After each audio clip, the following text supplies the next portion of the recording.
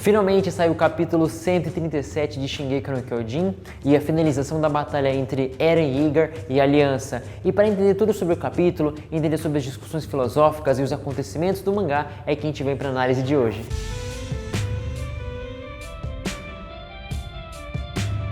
Salve galera, tudo beleza? Aqui é o Martin, bem-vindos ao Duoverso. Esse aqui é um canal que a gente fala de animes, mangás, sempre com detalhes, referências, com pontos legais e destaques ali para você que acompanha essa cultura de animes e mangás que é sensacional. Falar de Shingeki no Kyojin, falar de Naruto, Boruto, One Piece, Jujutsu Kaisen, vários animes e mangás. E hoje a gente tá aqui para falar de Shingeki no Kyojin do mangá. Você é leitor do mangá, acompanha fielmente mês a mês. A gente vai falar sobre o capítulo 137 que chama Titãs e traz muitas discussões também cabeça ali sobre os acontecimentos do mangá. Mas antes disso, deixa o seu like, se inscreve aqui no Duoverso, apoia nossas atividades aqui com a sua inscrição, com o seu like, isso é fundamental. E muito obrigado para a gente falar cada vez mais de animes e mangás. E hoje, Shingeki no Kyojin 137, a origem dos Titãs e a finalidade da vida. E a gente abre o capítulo 137 de Shingeki no Kyojin, voltando ali pro capítulo anterior em que o Zeke está construindo os castelinhos de areia e o Armin chega para trocar uma ideia com ele. Acontece que o Zeke começa a narrar um pouquinho sobre a origem do universo e também a finalidade da vida. E o Zeke fala ali de um parasita que a gente foi introduzido alguns capítulos atrás, um bicho luminoso ali que tinha se fundido a coluna vertebral da Ymir e que também estava ali de alguma forma ligado com os Eldianos do universo inteiro. Acontece que no universo surgiam coisas e elas desapareciam, até que surgiu uma tal de vida, e essa vida ela conseguia se multiplicar, ela conseguia dar origem a outras coisas que se adaptavam e foi criando ali os seres existentes, tudo baseado através daquela chamada vida. Então essa vida que seria talvez o início da matéria orgânica, ela se multiplicava e multiplicava e multiplicava, e a gente já tinha escutado um pouquinho bem antes em Shingeki no Kyojin que a Ymir ganhou os poderes através de alcançar, como eu falei, a origem da matéria orgânica. Então basicamente esse parasita, essa coisa chamada vida, ela existe com a finalidade de se multiplicar. Tudo no universo, esses seres vivos existentes, existiam com a finalidade de ir se multiplicando. E acontece que Ymir teve contato com esse ser, que também induziu a multiplicação, cada vez maior, maior, maior,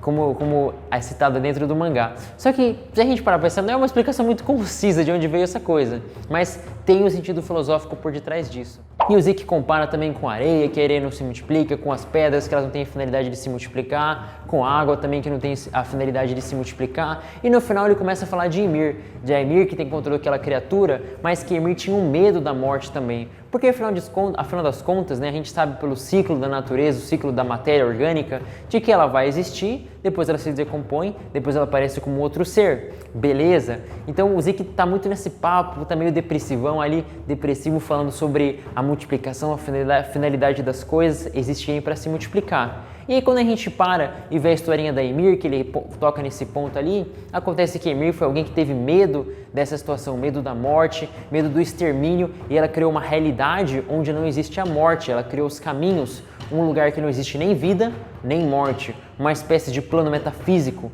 e todos os seus descendentes, né, os descendentes de Ymir estavam conectados nesse plano. E fica uma ideia de que a Ymir está esperando alguma coisa, a Ymir está querendo alguma coisa, porque ela existe nesse plano também, junto com todos os Eldianos, que tornam uma espécie de vida fora da realidade. É uma vida que existe e ao mesmo tempo não existe. É vida, não é vida e também não é morte. Então é bem interessante ver esse conceito de Shingeki no Kyojin dos caminhos. E o mangá nos mostra que Ymir também está na realidade dela, está seguindo os preceitos, os conceitos do mundo dela. Ela ainda está naquela realidade que vivia 2000 anos atrás, naquele cenário, naquele mundo, que ela era uma simples escrava e que tinha que se submeter à família real. E nessa situação, o Armin começa a argumentar com o Zeke. Ele começa a colocar outros pontos na cabeça do Zeke que está todo depressivo e já se rendeu para aquela realidade. Afinal das contas, ele não conseguiu realizar o plano de eutanásia dele. E quem chegou e abraçou e, digamos assim, dominou a Ymir, dominou a vontade de Ymir, foi o Eren. Mas o Armin, ele tem um papo muito interessante para a gente questionar essa visão da Ymir. A Ymir está procurando alguém que a liberte dessa raiva, dessa dor, desse ressentimento que ela tem há 2000 anos e que ela não entende como, e por isso ela continua mantendo as coordenadas, ela continua mantendo esse ciclo ali dos titãs.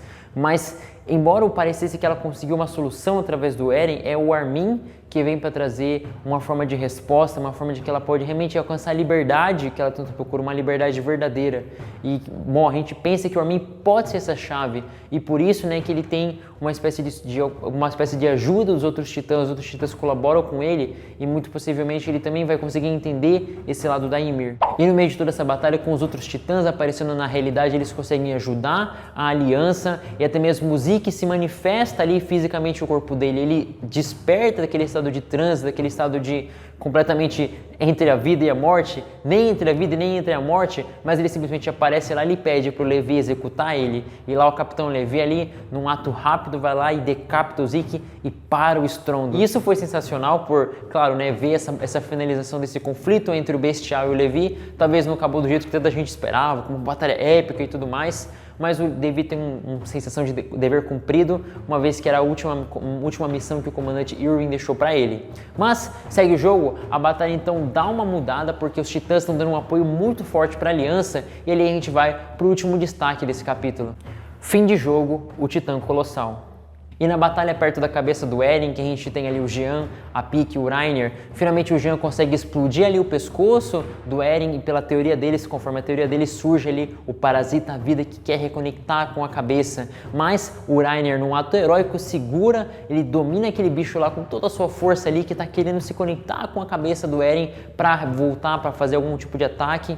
Mas aí, finalmente, eles fogem através do Falco que aparece, o Reiner fica ali segurando e o Titã Colossal aparece. O Armin, preparado, agradece o esforço, o sacrifício de todos os titãs, daqueles inimigos, daqueles aliados do passado que se uniram ali para lutar pela liberdade do mundo, para parar o Eren, e o Armin se explode. Galera, aquela explosão do Armin, antes da explosão, na verdade, quando a gente vê a reação da Mikasa, uma reação, sabe, de dor, uma reação que está sentindo ainda, porque é o Eren que vai ser explodido, é o grande amigo deles, e também, na verdade, é o amor da Mikasa, e o Armin tendo que ter aquela atitude, mas ele numa postura séria, porque aquilo era necessário, e ele tinha mesmo que fazer aquela ação, explodindo ali a pilha de ossos que era o titã fundador do Eren.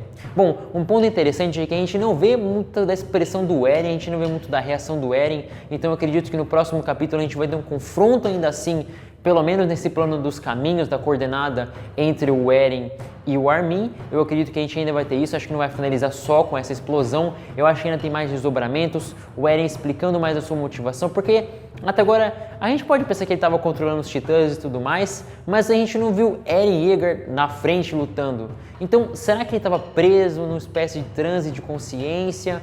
Eu acredito que não, eu acredito que na verdade ele estava assim consciente, mas também confuso ao mesmo tempo, mas ainda assim algum impulso levava para frente, e a gente viu que Eren Yeager, ele realmente tem certos problemas, certas dificuldades psicológicas dentro dele, nesse tipo de filosofia que ele segue. É realmente uma matança, é realmente um massacre, e de alguma forma tinha que ser parado, e foi o que a Aliança fez, com duras perdas, realmente com muito sofrimento. E por isso que eu acho que ainda vai ter um grande diálogo entre o Eren e o Armin, talvez outras pessoas, né, ali no campo da coordenada. Bom, de toda forma, eu ainda penso também que o Armin ele vai entender um pouco mais ali do que é a Ymir, do que a Ymir está precisando, de como libertar a Ymir desse sofrimento, dessa dor, desse ressentimento que aprende nesse campo. Então, de alguma forma, isso vai terminar com o fim dos titãs. Eu penso que para a obra de Shingeki no Kyojin fechar, tem que terminar esse problema dos titãs. E talvez o Armin é a solução, conversando com a Ymir, entendendo a situação da Ymir e entendendo o que é necessário para que se acabem os titãs. Não por eles simplesmente morrerem, mas terminar esse ciclo, essa questão ali da vida, talvez precisando de uma mulher um pouquinho explicar desse parasita, mas não sei se isso vai acontecer, mas ainda tem algumas explicações que a gente espera para os dois últimos capítulos de Shingeki no Kyojin, o 138 e o 139.